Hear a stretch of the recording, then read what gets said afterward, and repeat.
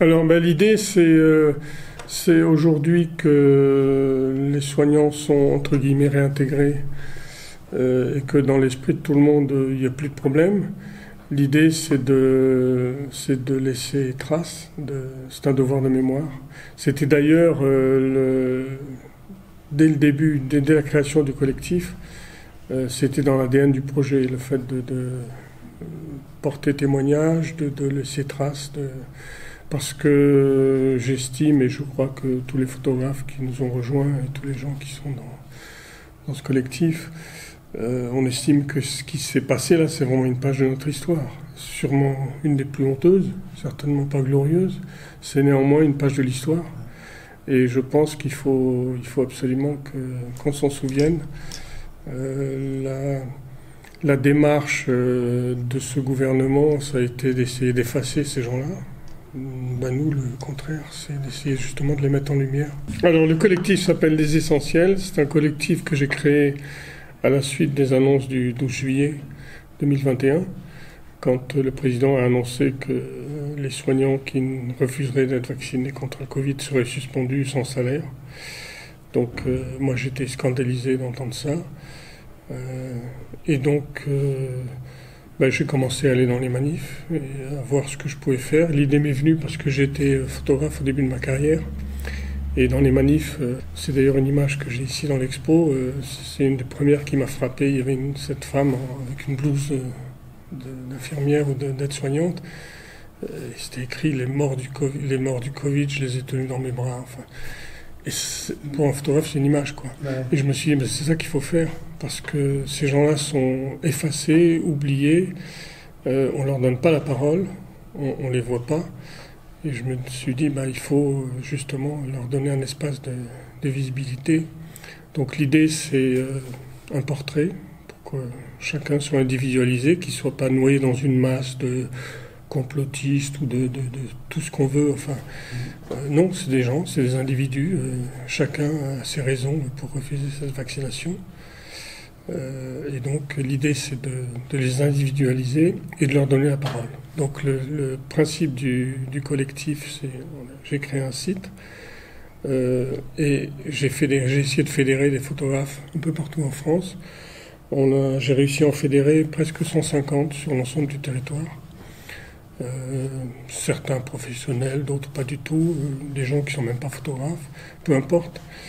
Tous étaient impliqués et intéressés dans la démarche de justement pouvoir donner la parole à ces suspendus, qui sont pour la plupart des soignants, mais pas uniquement. Donc pour revenir à l'idée du collectif, c'était créer un site avec pour premier objectif de leur donner la parole, leur donner un visage. Et puis, dès le début, il y a toujours cette idée d'exposition et l'idée d'un livre. Le troisième volet du projet, c'est de les aider. Les aider avec des appels aux dons. Donc on a lancé un appel aux dons sur le site, qui est toujours ouvert d'ailleurs, parce qu'il y a encore des besoins, contrairement à ce qu'on peut croire. La question des suspendus n'est pas du tout réglée. Et je dirais même qu'aujourd'hui, il y a beaucoup moins de suspendus bien sûr, mais ceux qui sont aujourd'hui encore sur le carreau, ceux-là, ils ont absolument tout perdu. Vous imaginez 20 mois sans salaire, sans aide d'aucune sorte, rien du tout. Enfin, ce qui s'est passé est horrible, quoi. Regardez en face ce qui s'est passé pour les suspendus, je crois que la population n'est pas prête. C'est horrible ce qui s'est passé. C'est la violence du bannissement. Ces gens-là ont été bannis de la société, effacés, oubliés.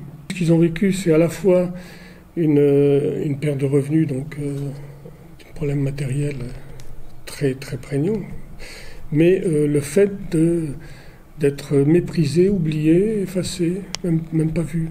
Quand on pense qu'un an plus tôt, ils étaient applaudis comme des héros. Et c'est ça moi, c'est ça qui m'a le plus choqué. Que les gens soient prêts à bannir un an plus tard les gens qu'ils ont applaudis.